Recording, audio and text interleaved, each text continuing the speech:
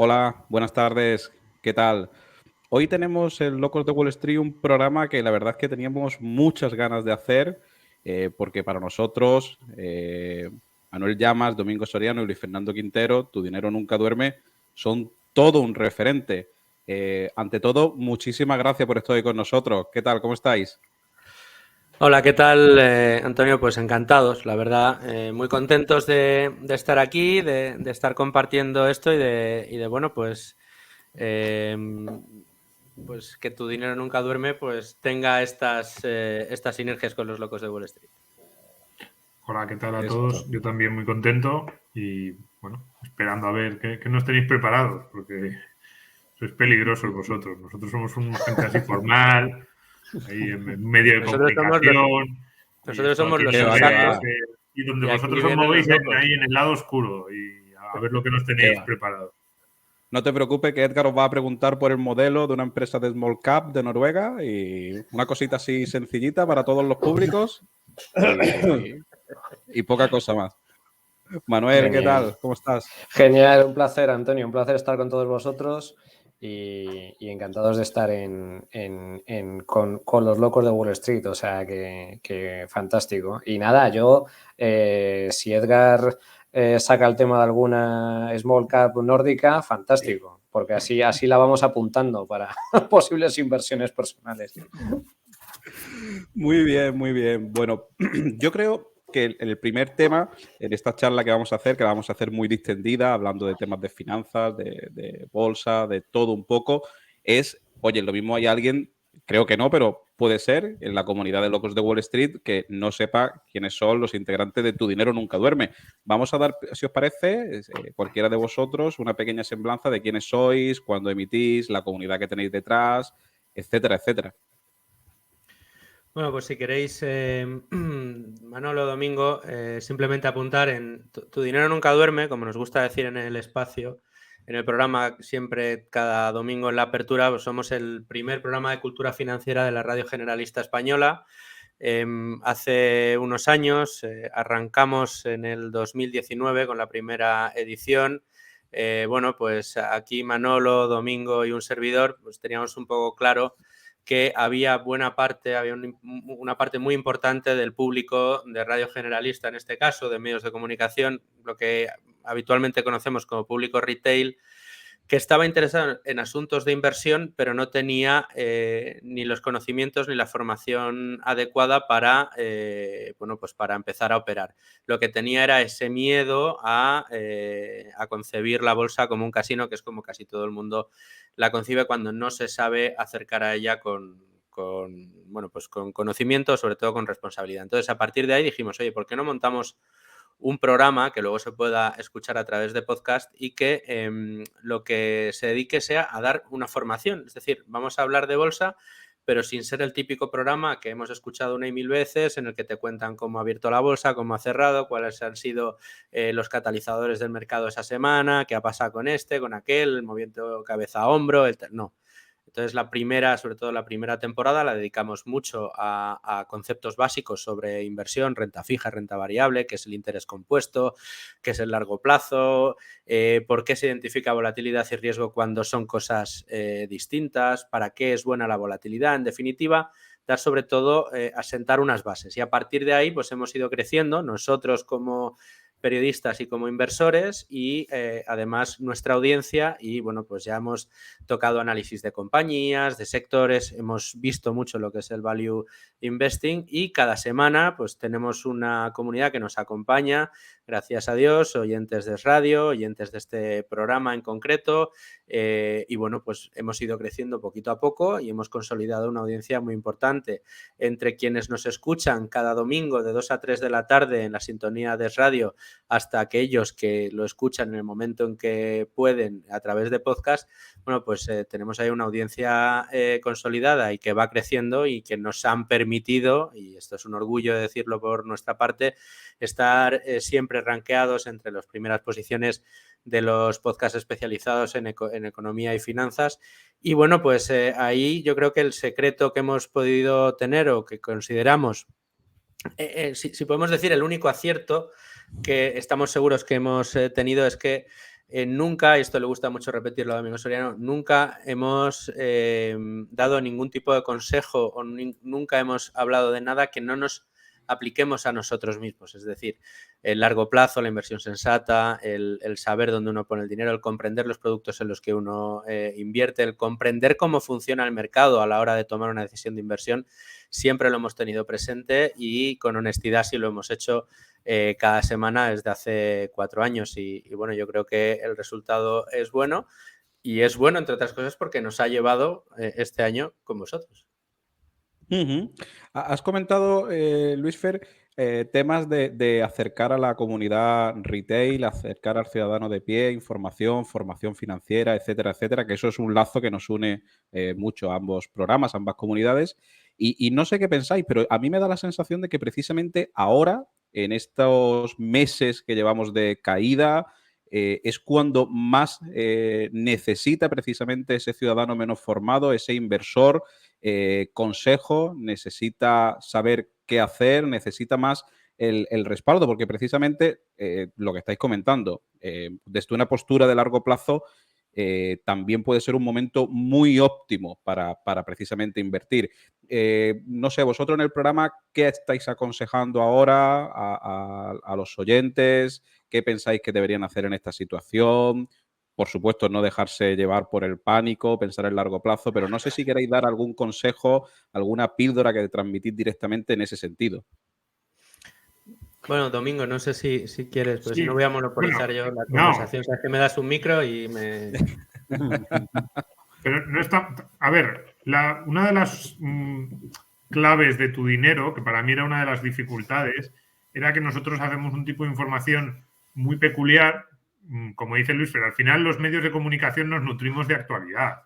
Y hay que reconocer que en los mercados financieros la actualidad te incita a dar un tipo de información en el que nosotros no creemos mucho a la hora de enfrentarla como inversores.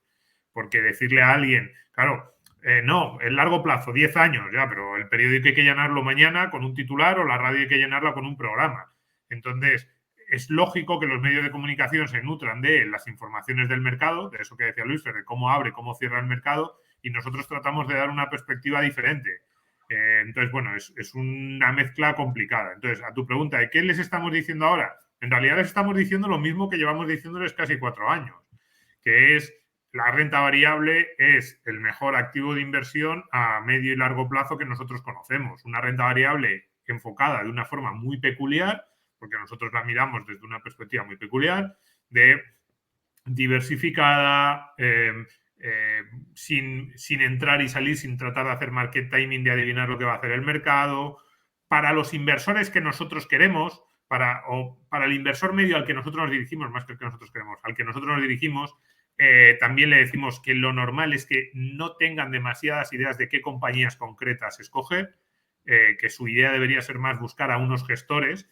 Probablemente eso en algunos, sobre todo los más cafeteros de vuestra comunidad, sí que están ya en la siguiente fase, que es escoger compañías, buscar oportunidades de inversión ellos. Nosotros nos dirigimos a un público más generalista y lo que le decimos es, da 3 pasos para atrás, tu labor es escoger gestores. Nosotros tratamos de enseñarles a escoger gestores y darles unas pistas de cuáles son las claves que los grandes gestores manejan a la hora de escoger compañías individuales, para que entiendan si los gestores o los fondos con los que ellos están, no solo en renta variable, también en otro tipo de activos, cumplen con esos criterios. Entonces, ahora mismo, en este año, lo que les estamos diciendo a la gente es, uno, efectivamente, no os dejéis llevar por el pánico o en general por el nerviosismo. Este año es un año de pánico, pero también como de mucho movimiento.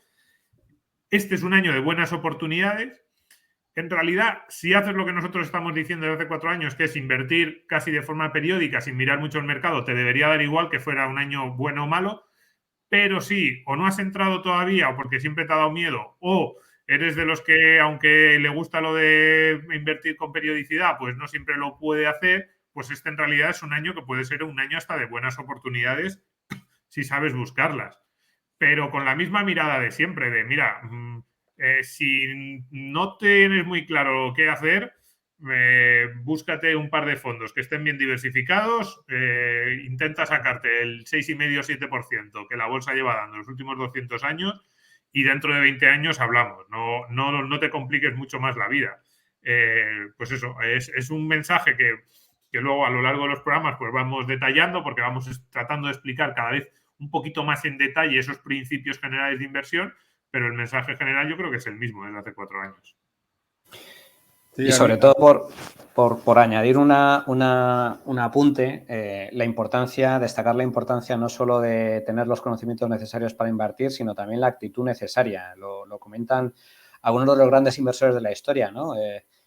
Peter Lynch, por ejemplo, uno de ellos, que en el mundo de la inversión es importante la cabeza, pero aún más, muchísimo más el estómago, que es aguantar, tener clara cuál es tu estrategia de inversión y aguantar cuando vienen mal dadas, en el sentido de que no hay que verlo como un riesgo, sino como en muchas ocasiones como una oportunidad. En nuestro programa siempre nos hemos caracterizado, en línea con lo que estaba comentando antes Luis Fernando, por mantener la coherencia. Entonces, nosotros nos sentimos muy orgullosos de ser coherentes en nuestra filosofía de inversión.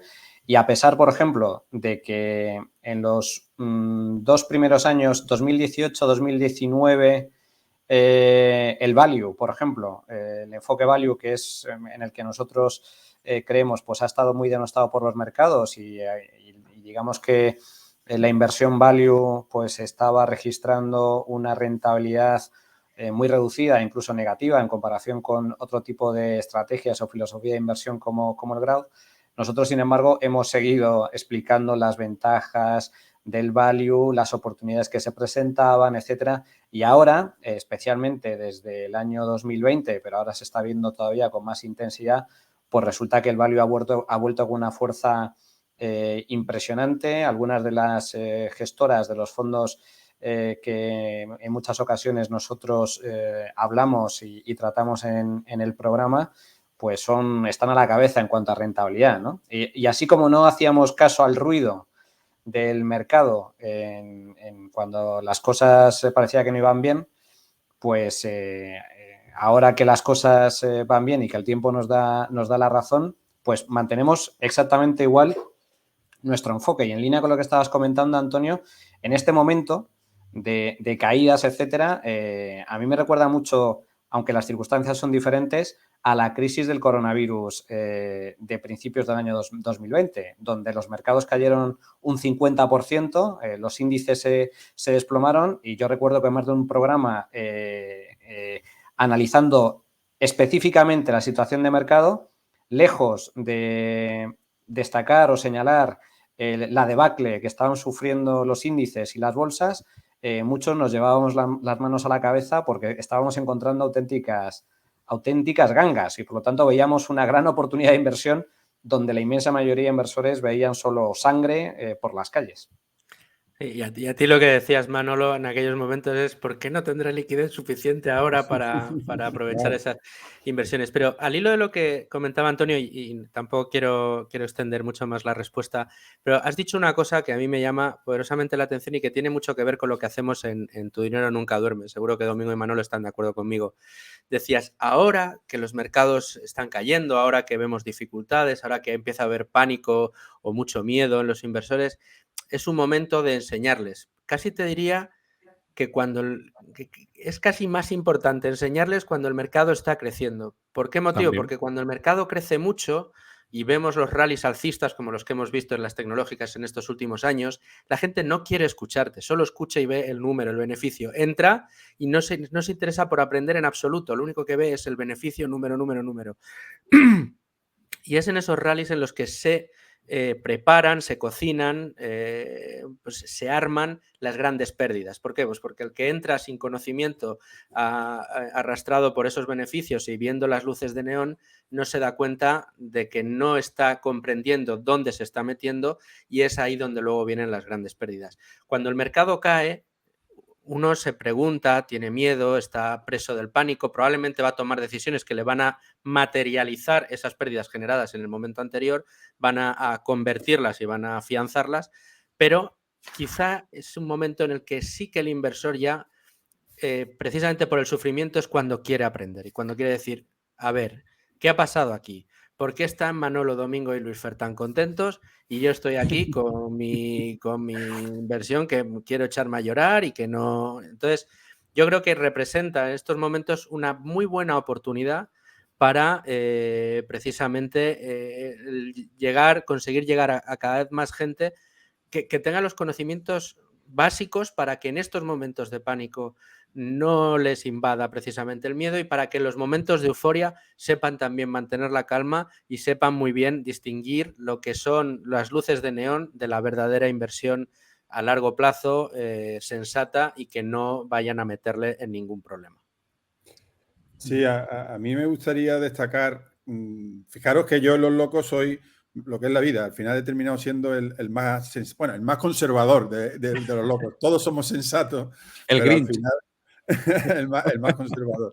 No, pero quiero destacar que huís de la típica figura de vendehumos y eso lo hacéis planteando una cosa que yo suelo decir mucho, bueno, en la frase que nosotros decimos, ¿no? Que no hay dinero gratis, ¿no?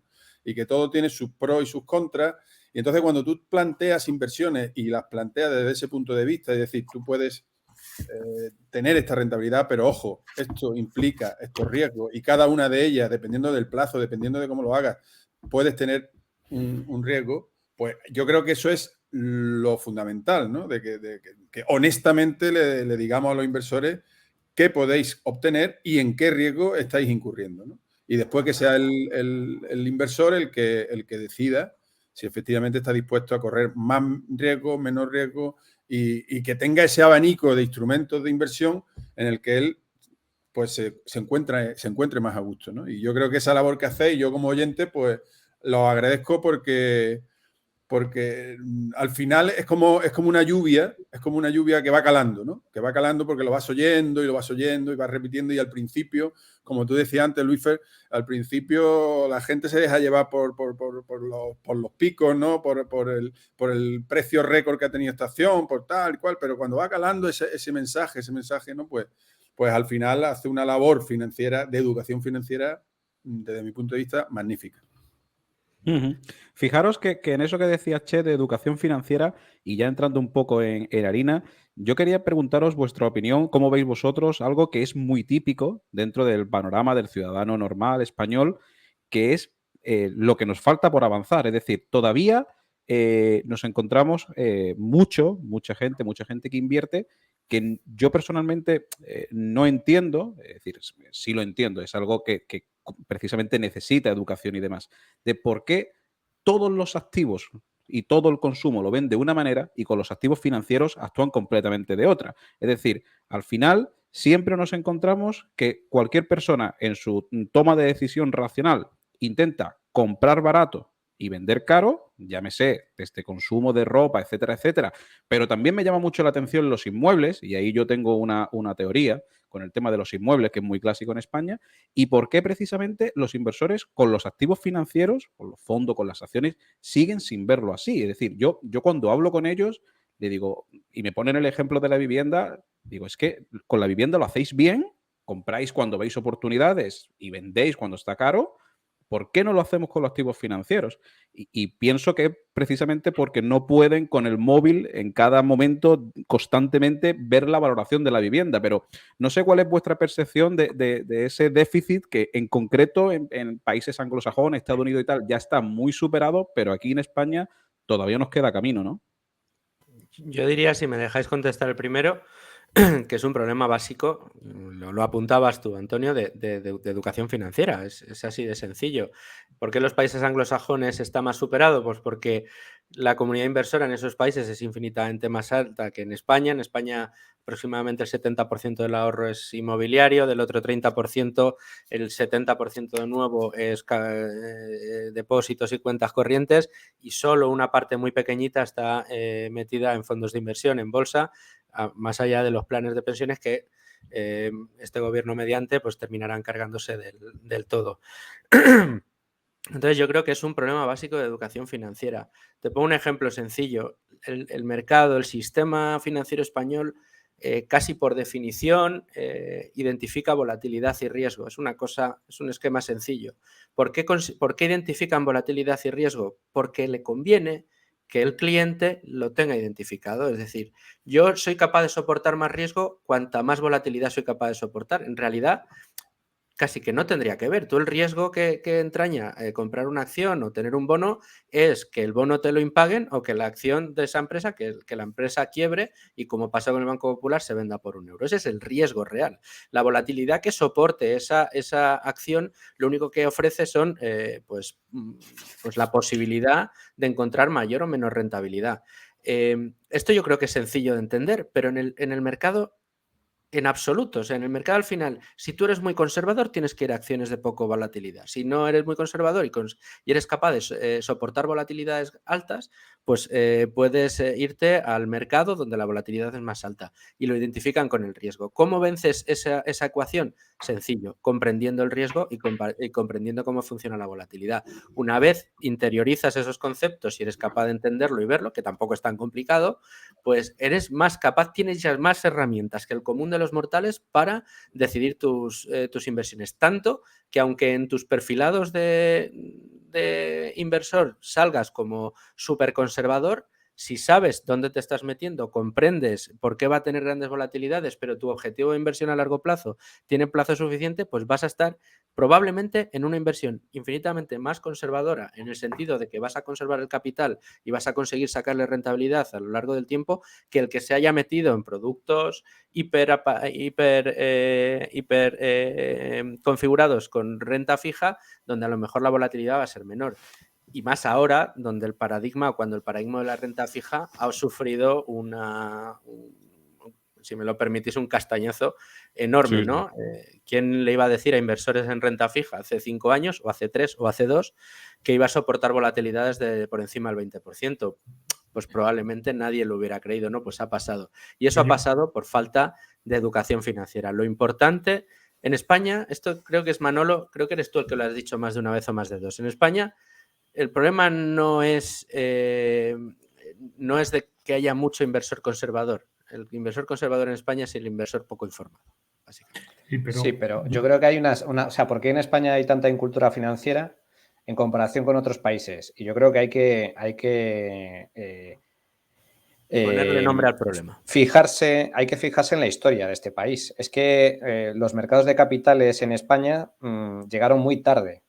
La posibilidad de invertir en bolsa, el propio IBEX 35 es de reciente creación, por así decir, frente a la bolsa norteamericana y los mercados de capitales y de renta fija y variable en Estados Unidos y los países anglosajones, donde llevan décadas con mercados de capitales mucho más desarrollados, una mayor accesibilidad a este tipo de mercados. España, por circunstancias históricas, ha llegado tarde a ese desarrollo. Consecuencia de ello, ¿en dónde invertían los españoles, el español medio? ¿Qué le protegía frente a la inflación? El ladrillo. De ahí precisamente que hay una cultura tan ladrillera en este país.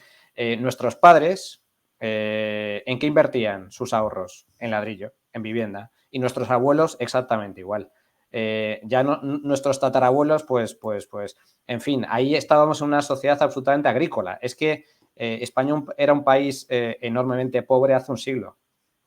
De hecho, emigrábamos a América Latina y a otras partes de Europa para intentar mejorar nuestro nivel de vida. Hasta antes de ayer, hasta los años 40, hasta los años 50, la posguerra, y teníamos que emigrar. Entonces, además era un país con alta inflación. En España, por desgracia, hemos sufrido con la peseta tasas de inflación muy elevadas. Entonces, todo eso ha contribuido a que durante décadas en el ideario popular español la única forma prácticamente de invertir estaba relacionado con la vivienda, con la compra de vivienda. Y el acceso a los mercados de capitales, el acceso a bolsa, a fondos de inversión, etcétera, ha llegado mucho más tarde que en otros países. Entonces, y si a eso se le suma un país enormemente bancarizado, es decir, otro dicho habitual, ¿no? Que eso, digamos que en parte se vino abajo digamos que esa forma de pensar con la crisis bancaria y con la comercialización de preferentes durante la anterior crisis financiera. Pero es cierto que muchísimos españoles pensaban que el director de banco o el comercial del banco era su asesor financiero. Y muchos se han dado cuenta tarde y se han dado cuenta con dolor de que no es así, de que el personal de banca son comerciales, son trabajadores de banca, venden sus productos, tienen que cumplir una serie de objetivos y no son sus asesores financieros. Es decir, no tienen por qué recomendarle el mejor producto, el producto que mejor se adapta a su perfil inversor o a lo que están buscando, ¿no? Y yo creo que este tipo de clichés van cayendo con el paso del tiempo. Gracias a Dios, pues ahora estamos viviendo un boom en cuanto a información y en cuanto a cultura financiera. Y no precisamente a través o gracias a los medios de comunicación tradicionales, aunque es cierto que nuestro programa en este caso sí supone una excepción porque es, como bien comentaba Luis Fernando antes, el primer programa de cultura financiera de la Radio Generalista Española, pero programas como el vuestro y otros tantos recursos a través de Internet, YouTube, etcétera, pues están extendiendo de forma muy sustancial la cultura financiera, especialmente entre los jóvenes. O sea que yo soy optimista en cuanto al futuro, a medio y largo plazo, pero sí es cierto que la incultura financiera que sigue existiendo en la sociedad es fruto de estas circunstancias, ¿no? que vienen del pasado. Yo de todas maneras tampoco centraría el tiro solo en España, ¿eh? O sea, yo creo que muchas de las cosas que nosotros decimos pasan en otros países. De hecho, hay veces, yo en esto creo que, por ejemplo, la crisis subprime pudo ser un ejemplo de que hay veces que a España le viene hasta medio bien ese nivel de incultura financiera, porque quienes más se pillaron los dedos en la crisis subprime no fueron ni los inversores poco preparados o teóricamente con menos conocimientos, ni los más pobres, ni el inversor medio. O sea, los grandes agujeros fueron de grandes inversores que habían metido el dinero donde no debían, o sea, con principios completamente absurdos sobre dónde invertir el dinero. Y eso, o sea, en el libro de La Gran Apuesta o en la película se ve que los que ganaron fueron ahí los pringadetes frente a los grandes fondos, y mucha gente con mucho dinero le había dado dinero, o sea, mucha gente con mucho dinero le había dado buena parte de su patrimonio a los Merrill Lynch, a los Bear Stearns, a los Lehman Brothers, y perdieron un dineral. Sí, siguieron siendo ricos probablemente, pero perdieron dinerales. Entonces, pero digo por la pregunta de por qué hay tanta gente que en el mercado financiero no sigue los principios de cuando se compra un teléfono móvil, un coche o una casa. Yo creo que ahí hay una cuestión de narrativa, de cómo funciona el cerebro humano, del relato que nos hacemos en la cabeza, que es que no nos gusta, o sea, en el resto de los bienes nosotros lo vamos a usar y sabemos que el bien tiene que tener unas determinadas características para pagar un precio, y no queremos pagar un precio superior al valor que nosotros le otorgamos al bien o a lo que creemos que debería costarnos. En el mercado de las acciones nosotros no vamos a utilizar una acción de Telefónica o de Repsol. Lo que vamos a hacer es comprarla con un objetivo financiero que es ganarle dinero en un tiempo. Entonces, ahí, claro, nosotros en realidad no sabemos lo que vale o lo que no vale una acción. Entonces nos dejamos llevar muchísimo por la narrativa imperante. Oye, están subiendo las cosas, pues van a seguir subiendo. Y luego por esa tentación inherente al ser humano de pensar que tú sabes algo más que el resto, o que tú vas a acertar, o que tu apuesta va a tener, que tiene algo diferencial. Que eso nos pasa hasta en las cosas más chorras. Hasta si vas al hipódromo, yo voy de vez en cuando aquí más de al hipódromo, y de repente ves al caballo número 5 y dices, un impulso, este caballo lo va a hacer bien. A ver, no tienes ni idea, no conoces ni al 1, ni al 2, ni al 3, ni al 4, ni al 5, y así hasta el 15 de los que corren, no sabes de qué. No, pero le he visto algo diferente ahí cuando los pasean así y creo que este va a ganar. Claro, no te juegas la casa, porque incluso tú sabes que eso... Pero hay un puntito de que cuando estás jugando al 5 dices, yo he visto algo que los demás no han visto. Esto en el mercado de las acciones es así. No, es que intuyo que Telefónica está barato. ¿Por qué? O caro. Pero nos gusta esa sensación. Y entonces, esas narrativas, esos relatos que nos hacemos nosotros y que discurren alrededor, hacen que sea muy difícil que compremos barato y vendamos caro.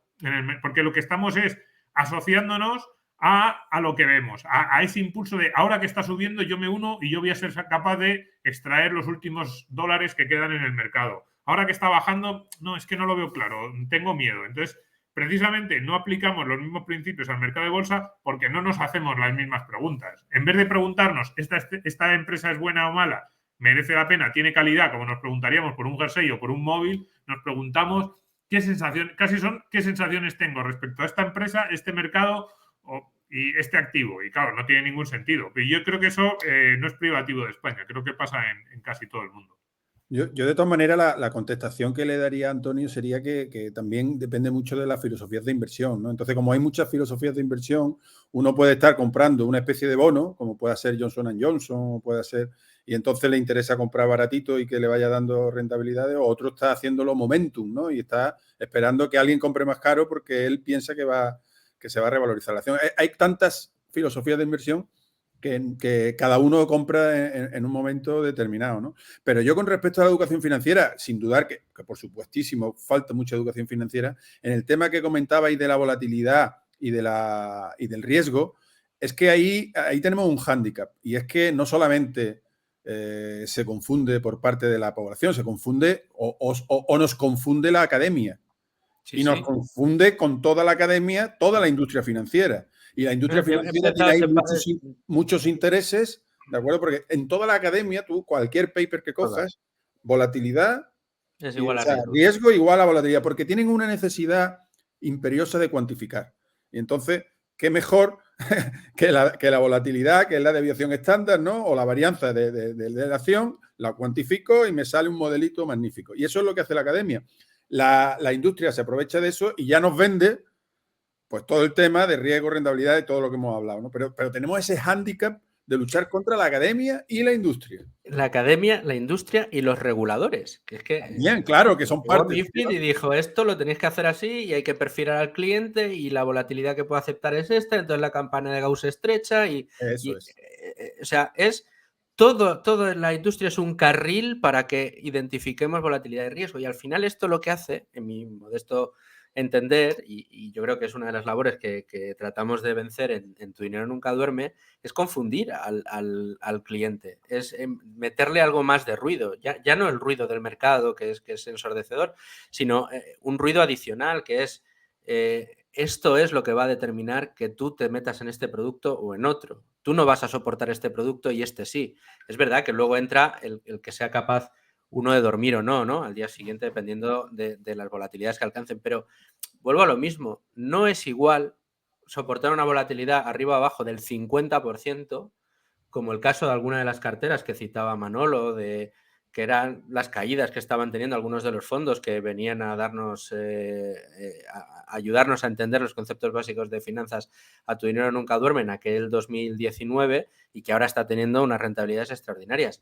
El que supiera o comprendiera cuál es el riesgo real de esa inversión sabía perfectamente cómo era la volatilidad. Igualmente, y decías tú muy bien, Che, si el objetivo de la inversión en este caso es más a corto plazo, pues a lo mejor no tiene sentido que vayas a soportar ese tipo de volatilidades porque en el corto plazo no tienen sentido.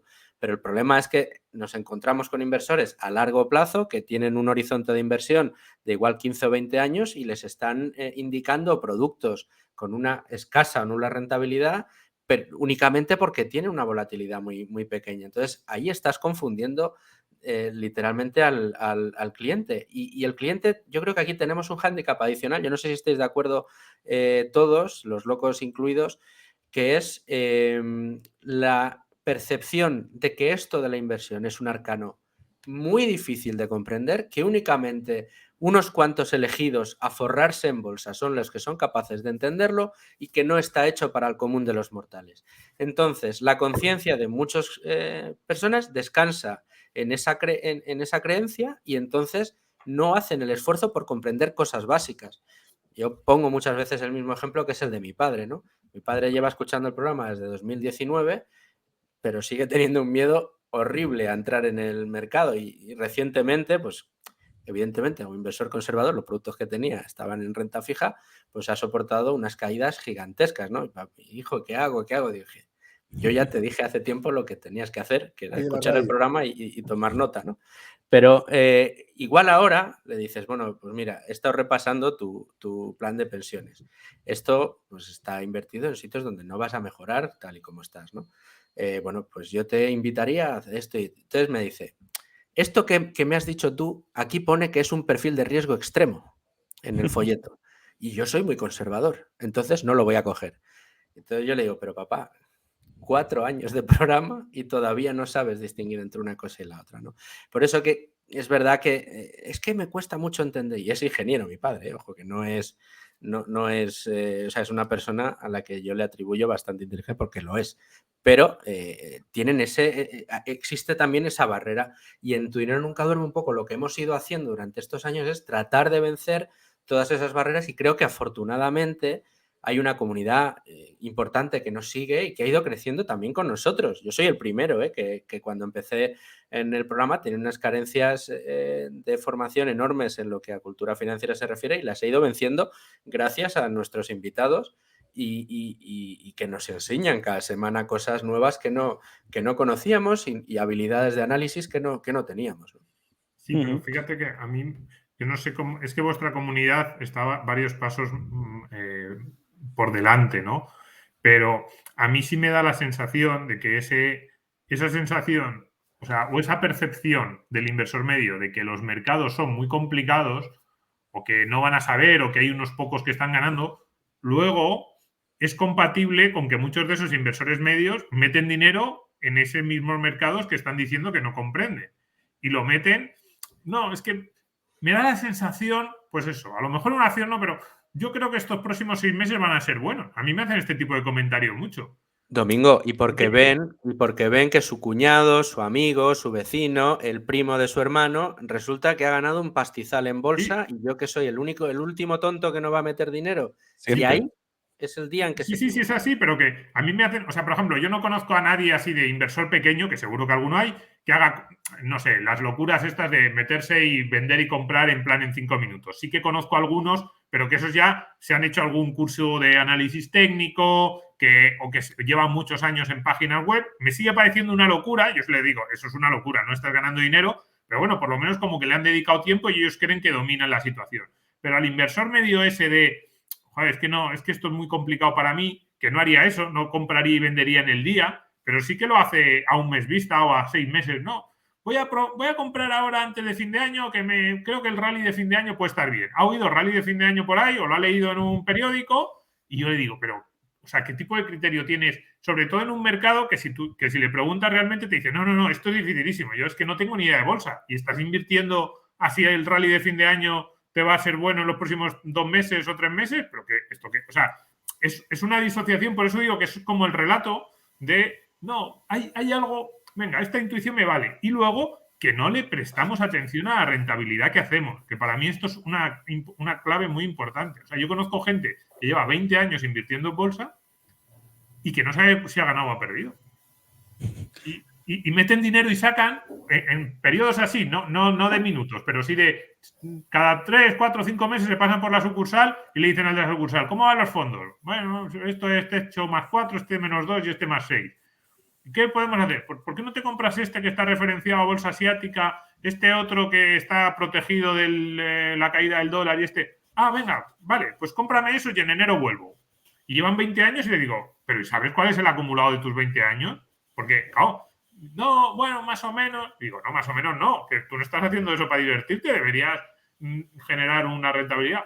Pues no lo sabes. Y tampoco le echan o sea, no le prestan mucha atención ni le reclaman a la sucursal, oye, que en estos 20 años ¿cuánto tengo? Van metiendo dinerito poco a poco en los fondos. No, es mi ahorro. Ya, pero tu ahorro ha generado algo. Y en muchos casos, rentabilidades, bueno, pues perfectamente descriptibles. Y eso a mí sí que me llama la atención. A ver, me llama la atención, ya digo, yo creo que es en parte ese cerebro humano que es como, bueno, voy metiendo el dinero poco a poco y se creen que están como moviendo el dinero y haciendo cosas, que es verdad que lo están moviendo, pero no sé muy bien para qué. La finalidad última es la que no acabo de ver. Fijaos, comentamos el problema de la cultura financiera que hay en España.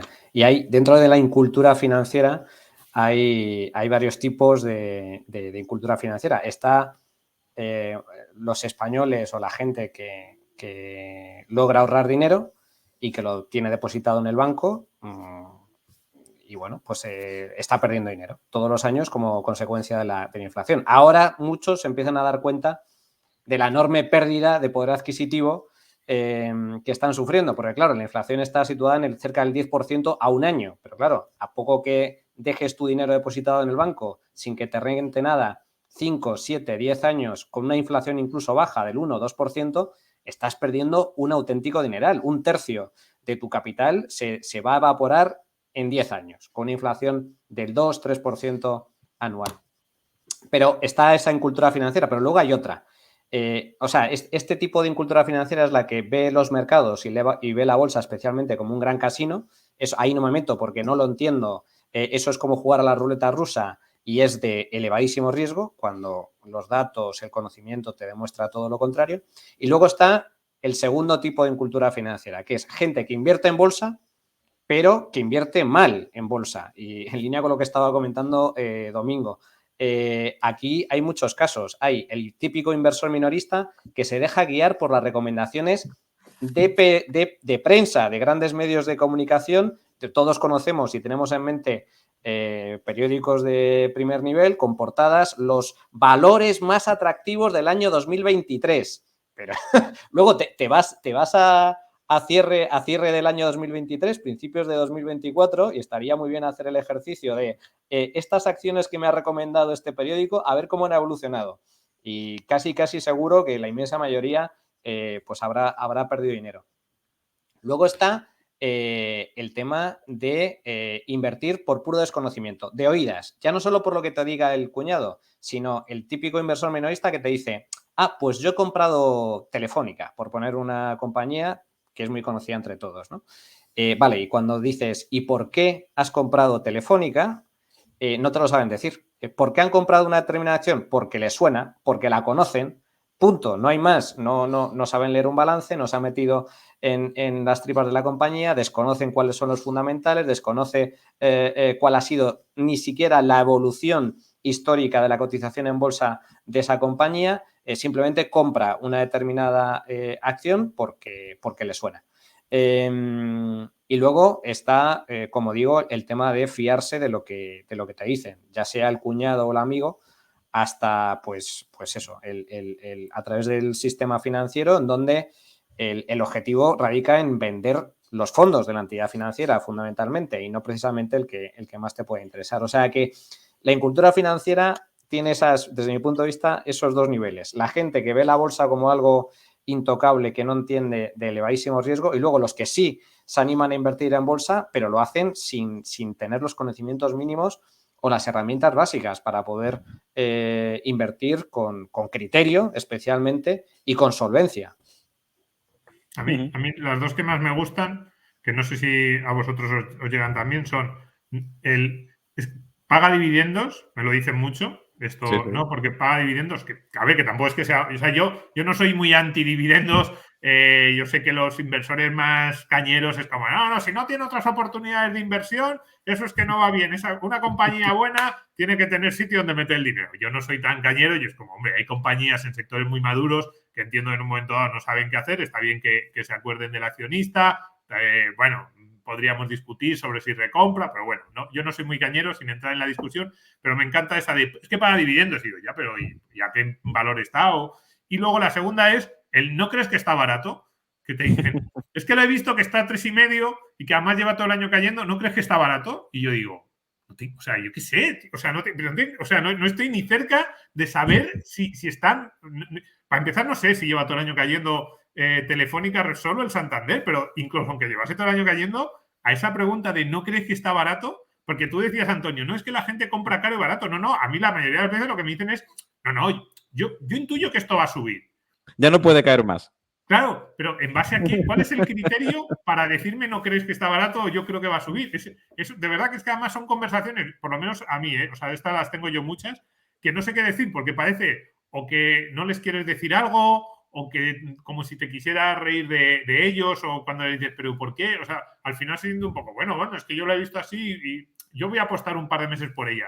Y claro, la única, o sea, no me quedan muchas respuestas que darle, decir, mira, es que me parece, o sea, o le dices, me parece un poco absurdo, o le dices, vale, pues tú mismo no, o sea, no lo entiendo ese tipo de inversión, pero ya está. Si a ti te gusta.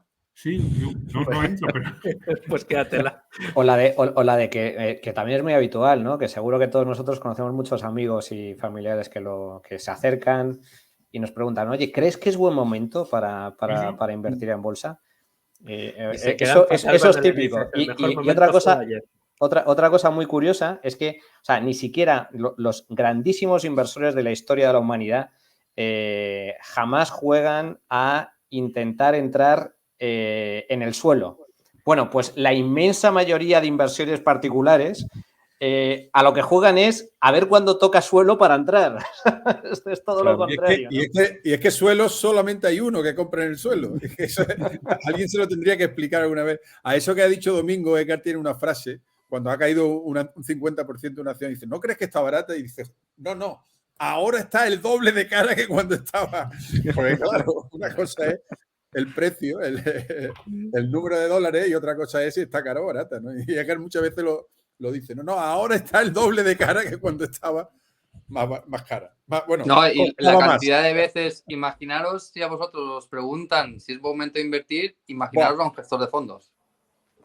Todos los días, cientos de personas preguntando ¿es momento ahora? Pues, yo qué sé.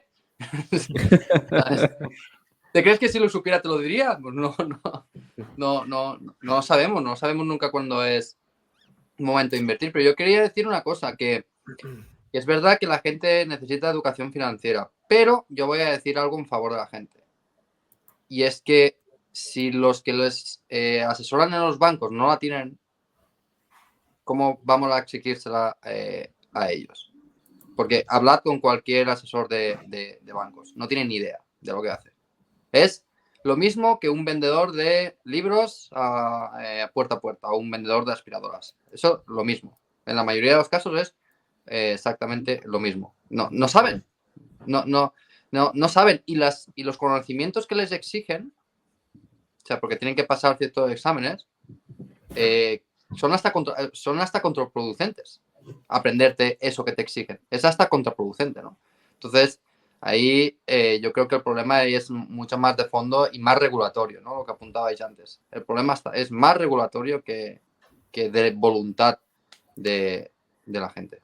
Sí, es curioso, Edgar, en esto que dices, que cuanto más te acercas al funcionamiento del sistema, del mercado, de los reguladores, de las exigencias de formación que exigen a los propios comerciales de las entidades financieras o de las gestoras de fondos o el equipo de relación con inversores de algunas distribuidoras, te das cuenta de cómo está todo montado y empiezas a entender muy bien el porqué del funcionamiento de muchas, por no decir la gran mayoría de la gestión activa, al menos en España, ¿no? Yo no tengo estudiados otros países, pero es verdad que al final te das cuenta de que efectivamente el comercial del banco lo que está haciendo es, pues tratando de ser un buen empleado y tratando de vender los productos que su jefe, el banco, le ha dicho que tiene que vender. ¿Cuáles son las características principales de esos productos? Bueno, pues los productos bancarios, los fondos de inversión que ofrece cualquier entidad distribuidora en España, los hay mejores y peores, ¿eh? Yo creo que de todo el ecosistema que hay, pues veremos fondos que han funcionado históricamente mejor que otros, incluso algunos habrá tenido grandes rentabilidades, pero el objetivo que buscan, si uno analiza un poco, es perfilar distintos productos de inversión precisamente para esos perfiles de riesgo que el regulador y el sistema te obliga a tener, es decir, la gente no sabe a lo mejor que cuando tú te acercas a un banco a ti te tienen que perfilar y decir, tú eres riesgo 3, además tienen número. Tú eres riesgo 3 o riesgo 4 o riesgo 1 o riesgo 5, ¿no? En riesgo 1 eres muy conservador, en riesgo 5 eres súper agresivo, estás loco como una moto y te vas a pegar un castañazo. Es que además es así, eres riesgo agresivo, es decir, eres un tío peligroso porque te quieres ir al renta variable puro, ¿no? Eres el tío aquí, vamos, eres... no sé, Mad Max, ¿no? Mad Max de las inversiones, macho, te has venido tú aquí. Entonces, como te obligan a perfilarte al final, ¿qué hacen las entidades? Pues generan esos productos para el riesgo 1, el riesgo 2, el riesgo 3, el riesgo 4. De modo y manera que, si ese producto que le ha asignado ese comercial, que como bien dice Edgar, no conoce muy bien, no tiene una cultura financiera lo suficiente como para darle independencia a ese cliente y que pueda tomar decisiones de forma autónoma, le dice, pues usted riesgo 1, esta es su cartera. 100% en renta fija, 90% en deuda soberana de España y de Italia y el 10% restante deuda soberana de otros países de la Unión Europea y un 1% de deuda corporativa. Ese es su producto de inversión porque usted es riesgo 1. O el riesgo 5, pues tendrá 70 variable, 30 fija y en fin, un poco ahí. Pero lo único que buscan es, si generan rentabilidad el cliente o no me llama o me llama para felicitarme.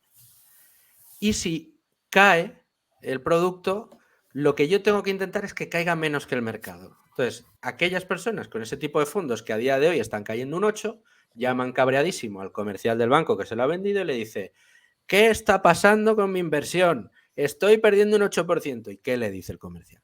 Pero macho, tú has visto los índices, has visto el mercado, no has visto lo que están perdiendo, están cayendo un 20%. El Nasdaq se va a pegar otra leche de otro 20% y va a perder un 40% en un año. Tú estás perdiendo un 8, tío. Tú eres un privilegiado porque yo te di ese asesoramiento. Y se queda tan tranquilo. Y el 90% de los productos que ofrece el mercado, yo me atrevería a decir que están diseñados de esa manera. Porque el sistema, como bien decíais, y los reguladores tienen ese carril marcado.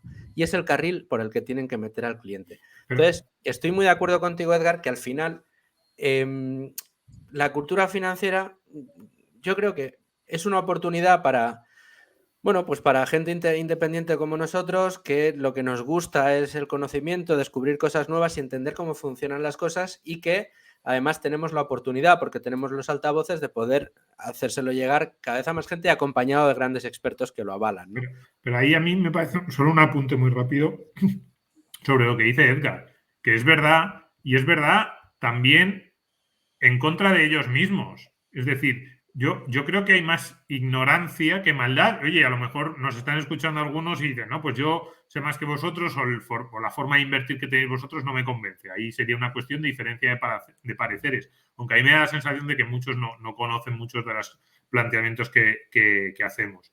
Pero digo que es contra ellos mismos porque yo, cuando he hablado con gente que está dentro del sistema financiero, incluso en puestos relativamente medio altos, invierten siguiendo principios no tan diferentes de los que estamos aquí diciéndonos que nos parecen erróneos, y meten dinero en fondos con miradas de 3, 6, 9 meses. No, yo creo, el servicio de análisis del banco me ha dicho que este es un buen momento, y yo pienso, o sea, me parece igual de locura que alguien me diga, no, creo que el servicio de análisis del banco me está diciendo que es una buena oportunidad, voy a ver en los próximos 6, 9 meses qué está pasando, y yo lo oigo y a lo mejor es un director de sucursal, y digo, me parece una locura. Me parece exactamente igual que cuando antes decía, alguien se me acerca y me dice, ¿tú crees que Telefónica está barato?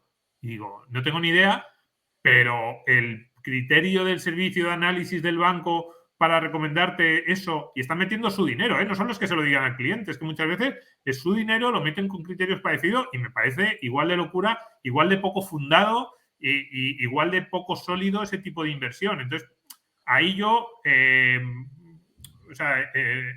digamos, comparto lo que dice Edgar, pero fíjate, luego los incentivos están muy mal situados en el sistema financiero, todo eso es verdad, pero creo que hay más ignorancia que maldad. Porque yo es que les veo cometer los mismos errores a ellos con su dinero y con el de sus familiares. Y no es que no lo entienda, es que creo que por eso digo que es que el ponerse a decir, no, pues eso, vamos a mirar a largo plazo, vamos a mirar a 20 años. No solo es difícil contárselo a un cliente y que el cliente se lo crea, también es difícil interiorizarlo en tu dinero. Es más fácil estar, bueno, a ver qué pasa en 6 meses, a ver si gano un poquito y le puedo decir a mi cuñado o a mi mujer o a mi sobrino, mira, le saca un 5% en bolsa, y estás como contento porque le ha sacado un 5% en 6 meses. Yo fijaros que... Perdón, Antonio. De todas maneras, en el último minuto hemos sacado un debate muy interesante y quizá daría para un programa aparte, ¿no? Y es la cultura financiera / responsabilidad o las regulaciones. Es un debate liberal en el que podríamos decir, oye, las regulaciones, si te regulan tan mal, a lo mejor no son la solución. A lo mejor la solución es educación financiera y que cada uno acepte su responsabilidad, exacto, formarse para que después, cuando tenga los resultados, diga, bueno, no es regulador, no es tal, no es que me han vendido, no, es que yo acepto mi responsabilidad y pongo el dinero donde creo que va a estar más seguro. Yo creo que es un debate muy interesante, ¿eh? Un ejemplo que yo pongo a menudo, por ejemplo, lo tengo, además, según estábamos hablando, lo estaba abriendo.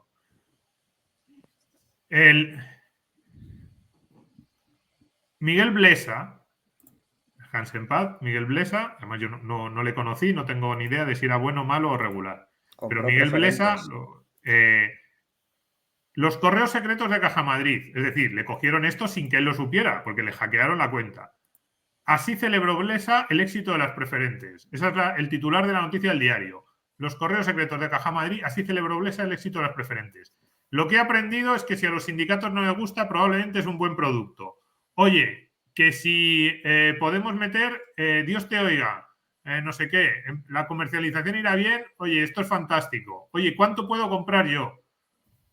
Claro, lo que quiero decir es que acabó invirtiendo 150.000 euros de su patrimonio en este producto y su asesora de inversiones le dijo que metiera 250.000. O sea, según estábamos mirando, estaba para que no se me fueran las cantidades. Es decir, el tipo que más sabe sobre cómo va Caja Madrid mete dinero en un producto que no es que sea malo, simplemente no es lo que estaban vendiendo y él lo dice en los correos como, o sea, le achaca a las preferentes lo que yo en mis clases a mis alumnos de temas financieros les digo, cuidado, las preferentes eran deuda perpetua, no era como un depósito, era un producto que podía tener sus ventajas y sus inconvenientes, pero el problema era que no conocían los clientes ni los que le estaban vendiendo en la sucursal las características. Pues uno se lee los correos secretos de Miguel Blesa y está repitiendo uno a uno los errores que yo a mis alumnos les suspendería si no me supieran explicar lo que había detrás de las preferentes. Por eso digo que sí, que los incentivos son perversos, pero que es que luego te pones a mirar y dices, es que faltan... Bueno, pues es más fácil, es más, yo es que digo que de verdad, esto del tema del relato parece una cosa como muy abstracta, pero es que es más fácil oye, este producto tiene buena pinta, que ponerse a mirar cuáles son los fundamentales, cómo va esta empresa, qué dice el balance, cuáles son las perspectivas, o esperarse 20 años, si no te quieres hacer todo eso y te quieres simplemente meter el dinero en un índice y decir, de aquí a 25 años ya veré, pues te tienes que esperar 25 años. Fijaros que antes había apuntado algo que yo tenía aquí señalado en rojo y que no quería que se me pasara en la entrevista con vosotros, ¿no? Y no sé quién de vosotros lo ha citado, pero es que realmente el ahorrador, yo creo que la situación actual es que tiene la obligación de convertirse en inversor, porque fijaros el caldo de cultivo que tenemos en España. Prácticamente en todo el mundo, pero en España os digo por qué.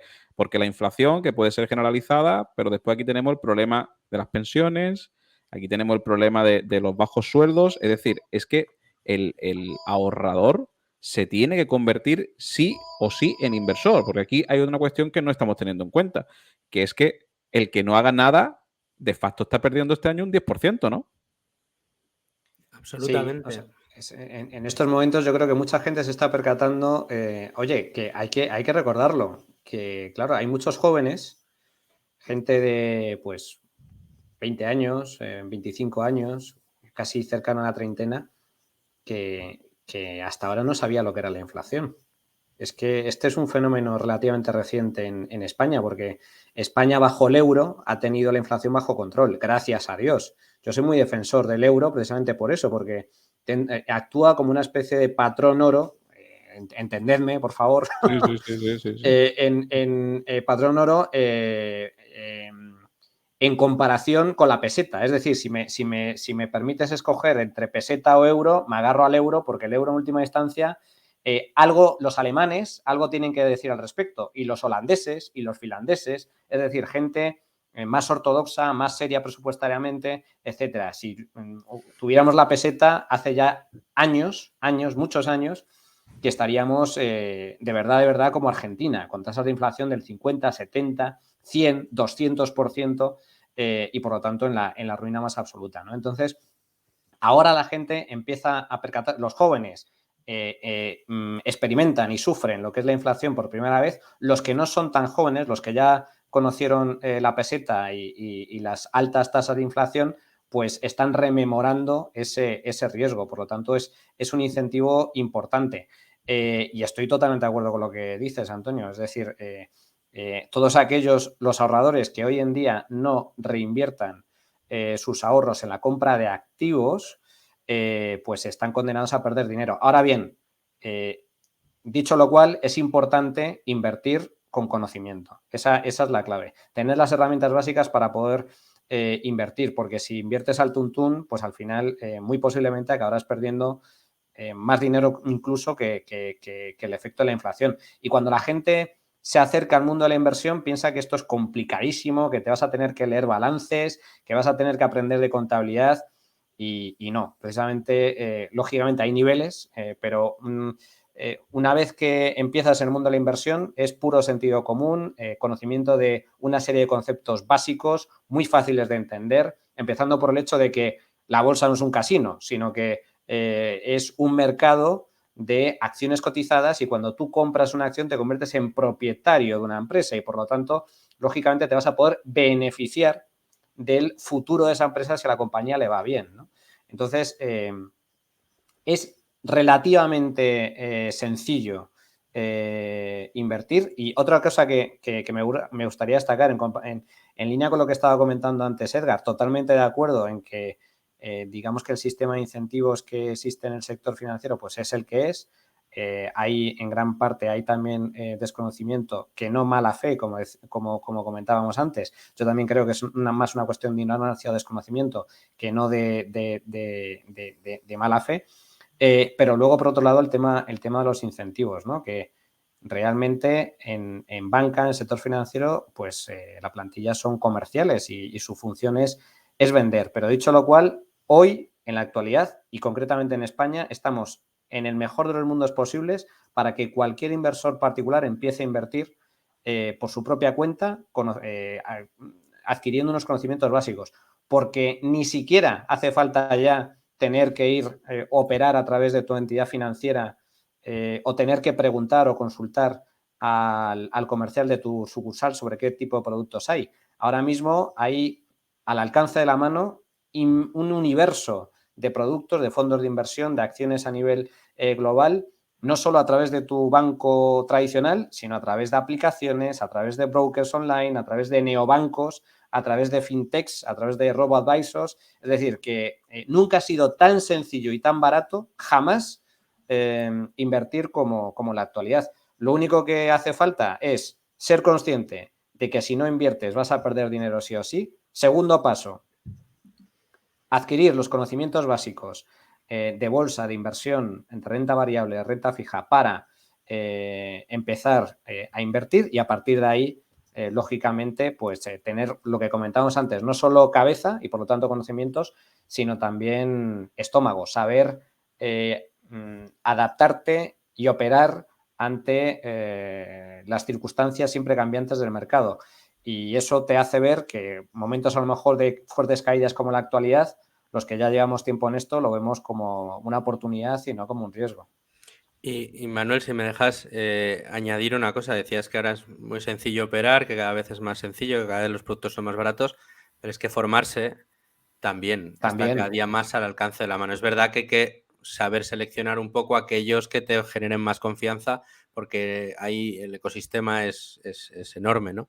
Pero bueno, yo creo que ahí, en este caso, bueno, y hay que decirlo también, iniciativas como Value School, que colabora con el programa, o los locos mismos, pues incluso para aquellos que ya lleven un tiempo y que quieran profundizar y aumentar esas capacidades y esos conocimientos, pues tiene formaciones fantásticas, extraordinarias y que además permiten optimizar más allá de lo esperado los propios objetivos o los propios resultados que puedan obtener de sus inversiones. Pero la formación, gracias a Dios, gracias a Internet, gracias a iniciativas como Los Locos, como los de Value School, gracias al granito de arena que podemos aportar nosotros desde el programa y con los programas formativos que lanzamos, pues yo creo que está cada día más al alcance de cualquiera. Vamos, que no hay excusa para aprender a tomar el control de tus finanzas, empezar a sacarle partido y huir de esa carrera de la rata a la que nos parece que nos quieren condenar. Porque las pensiones, que citabais como problema, y dejadme que ponga simplemente esta puntillita, son un problema por el problema que suponen a largo plazo, dada, esto se lo sabe muy bien Domingo, mejor que ninguno de nosotros, sino también por otro, que no lo hemos mencionado, y es que ha sido uno de los mayores incentivos en España para la incultura financiera. La gente creía que tenía la jubilación garantizada, que no iba a necesitar ahorrar para el futuro, como mucho en algún plan de pensiones y punto, y nada más. No es como en los países anglosajones donde la gente desde que empieza a trabajar dice que yo me tengo que garantizar que el día que deje de currar pueda seguir viviendo, ¿no? Aquí eso no ha habido y eso ha sido un incentivo perverso, desde luego, para el común de los mortales. Bueno, pues yo creo que vamos a cerrar con una última pregunta, un poco a modo de resumen, ¿no?, de la charla, porque seguro que tenemos muchos oyentes del universo Tu Dinero Nunca Duerme y muchos oyentes del programa de hoy del universo Locos de Wall Street, ¿no? Entonces, al final, hablamos de muchos productos y alguien que esté iniciándose en esto de la inversión dice, bueno, han nombrado indexados, decía Domingo, oye, indexate a la renta variable que al final en los últimos 200 años te ha dado un 6 o un 7%, habéis hablado de acciones, nosotros los locos hablamos de acciones mucho y también hablamos mucho, por ejemplo, de opciones financieras, es decir, hay infinidad de productos, ¿no? Como resumen, alguien que tenga ahora mismo en la cabeza todo esto y diga, oye, ¿y por dónde empiezo? ¿Por dónde le diríais que empiece, no? Yo le diría que por formación, ¿eh? Domingo, que eres la sensatez personificada. No, está claro que yo lo primero que le diría es que aprendiese un poco. Le diría que no es tan difícil aprender y que aprendiese. A ver, ahí hay como muchos, pero ahí nos estamos dirigiendo a mucha gente. A los que empiezan de verdad, tienen que empezar a aprender pues en su nivel más básico, en el nivel más básico. Ahí probablemente nosotros estamos más cerca en el programa, en las cosas que hacemos nosotros, yo creo que están un poco más cerca de ese nivel. Y a la gente que ya va sabiendo, yo siempre se lo digo, hay como una transición natural, porque cuando conoces los fundamentos de la inversión, es cierto que sacar esa rentabilidad que nosotros decimos a largo plazo en bolsa con una inversión diversificada es relativamente sencillo, aunque no fácil. O sea, es sencillo el explicarlo, pero no es fácil sacarlo porque hay que estar ahí sin moverse 25 años, aguantar, ser constante, ser paciente, seguir ahorrando y seguir metiendo cada mes. Eso no es tan sencillo, pero sí comprenderlo. Pero a la gente que digamos, a mí me da la sensación de que a la gente en la que vamos metiendo nosotros en el programa, yo no sé qué percepción tienen Luis Fer y Manu, rápidamente se van convirtiendo en esos más cafeteros, más value freaks, que digo yo, y que les empieza a gustar meterse a mirar el balance, meterse a que Edgar les cuente no sé qué de las opciones y meterse a ver si la compañía noruega de shipping, si está en precio o no. Al principio lo miras con curiosidad. Yo, por ejemplo, yo lo miro más con curiosidad también por carácter, ¿eh? Yo no sé si aguantaría ahí cuando la compañía de shipping pierde el 60%. Yo dices, no, pero yo estoy de los que dice, ahora estoy contento, estoy más convencido. Ahí ya no es solo cuestión de conocimiento, sino de carácter. Y yo no sé si aguantaría, pero mi sensación es que la mayoría de la gente además rápidamente engancha los dos mundos, el mundo más profundo con el mundo inicial. Lo que pasa es que ahí cada uno tendrá que ver en qué estatus está o en qué situación. Pero claramente, a la gente que dice, ¿yo ahora qué tengo que hacer? A los que están empezando, fórmate. A los que ya saben un poco más, oye, empieza a interesarte porque luego, aunque solo sea por conocimiento, es muy divertido. Y luego encima, evidentemente, aquí hablamos siempre de compañías, de fondos, de indexarse.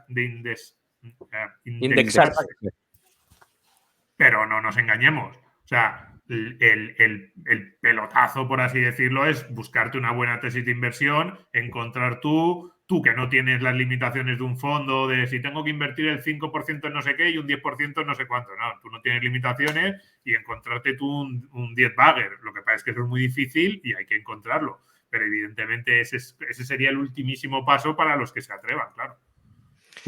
Pues mira, Antonio, yo diría dos cosas. Una, por no incurrir en una contradicción, nosotros en el programa solemos decir a esa pregunta de ¿cuál es el mejor momento? ¿Es ahora el mejor momento?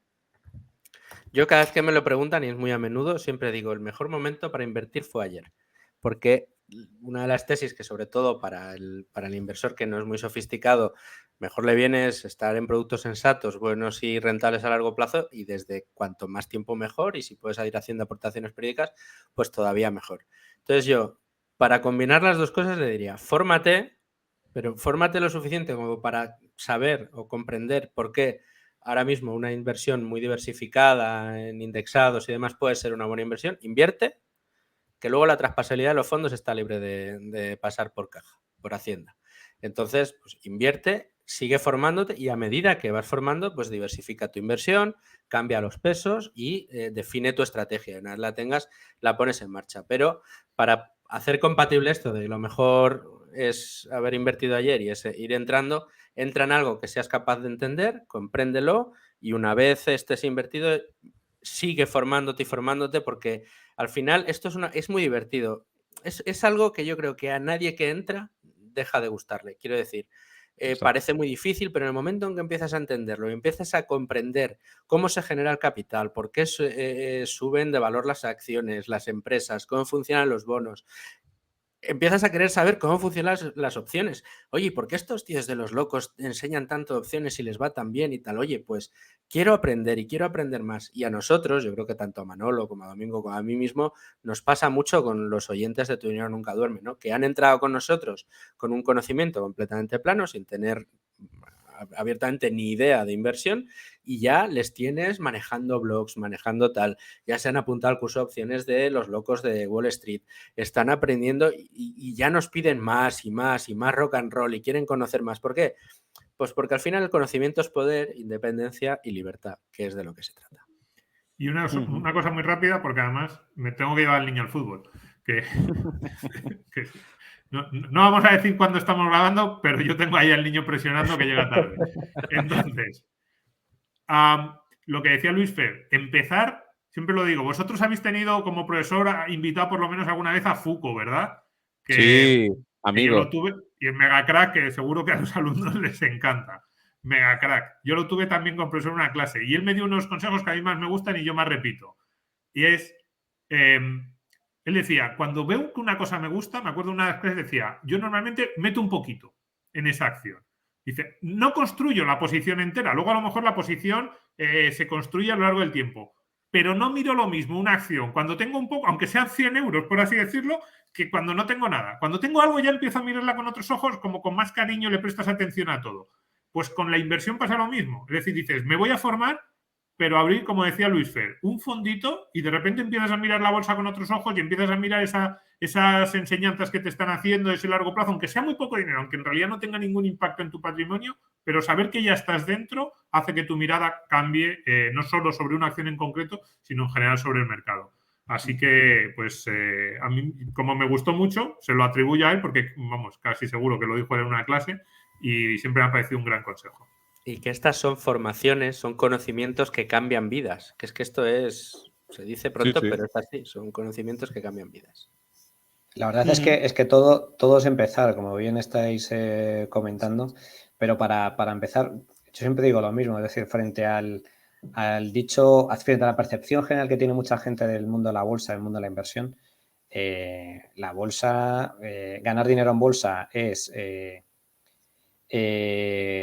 fácil y seguro si sabes cómo. La clave es que es saber cómo, ¿no? Y para saber cómo es empezar a informarse y empezar a adquirir conocimientos que, como digo, son muy sencillos y muy básicos, pero que te cambian por completo el enfoque. Y a partir de ahí, profundizar. Es decir, yo estoy muy de acuerdo con vosotros que frente a lo que hacen muchos, que es comprar una acción sin tener ni idea, como comentábamos antes, para mí lo lógico y razonable es hacer el proceso al revés, es decir, empezar a adquirir unos conocimientos básicos para saber qué es la bolsa, para determinar cuál es tu perfil de inversor, cuál es la estrategia de inversión más acorde a ese perfil, empezar a invertir con esos conocimientos básicos y muy posiblemente la forma de empezar es indexándote algún índice en inversión o gestión pasiva, luego empezar a seleccionar gestores activos, algunos fondos de inversión y finalmente acabar componiendo tu cartera, tu propia cartera de acciones con empresas que a ti te puedan interesar y por supuesto ya avanzar hacia productos más desarrollados como los que vosotros también enseñáis en vuestros cursos, ¿no? Opciones, etcétera. O sea que yo creo que es un proceso constante de aprendizaje, pero como todo, es decir, no es posible saber de neurotecnología o de neurobiología sin saber matemáticas básicas. Empecemos por las matemáticas básicas y a partir de ahí empecemos, ¿no? Pero como digo, frente a lo que dice o lo que piensa muchísima gente, ganar dinero en bolsa es fácil y seguro si sabes cómo. Y el saber cómo es algo relativamente sencillo y que está al alcance de todos hoy. Hace años, pues seguramente no, pero hoy, desde luego, a través de múltiples cursos, etcétera, y formación pues como la que dais vosotros, la que damos nosotros en nuestros cursos, etcétera, está, como digo, al alcance de todos. Nunca ha sido tan fácil. Oye, Pues os tengo no que se me dejar. ocurre. Se queda Sí, lo último. sí. Nada. Sí, simplemente, Domingo, decía que no se me ocurre mejor forma de cerrar que con esa frase lapidaria de Manuel, ¿no? que puede parecer a los que no estén iniciados en el proceso complicada, pero es así. Es fácil ganar en bolsa si sabes cómo, ¿no? Yo creo que es un broche de oro a una charla que intuyo que no va a ser la última y que la colaboración entre Tu Dinero Nunca Duerme y Locos de Wall Street pues sea fructífera y este sea el primer granito de muchos que vendrán. Así que muchísimas gracias, Manuel, Domingo, Luis Fernando. Muchas Un gracias. placer. Chicos. Encantado. Un verdadero placer. Gracias, mil gracias. Nada, y esperamos que este programa pues haya gustado tanto a los que no conocían a los locos de la comunidad de Tu Dinero Nunca Duerme, como a aquellos de locos que no conozcáis a Tu Dinero Nunca Duerme, que ya sabéis, todos los domingos a las 2 en Es Radio. Un fuerte abrazo. Chao. Un abrazo. Hasta luego. Un abrazo, chao. Adiós.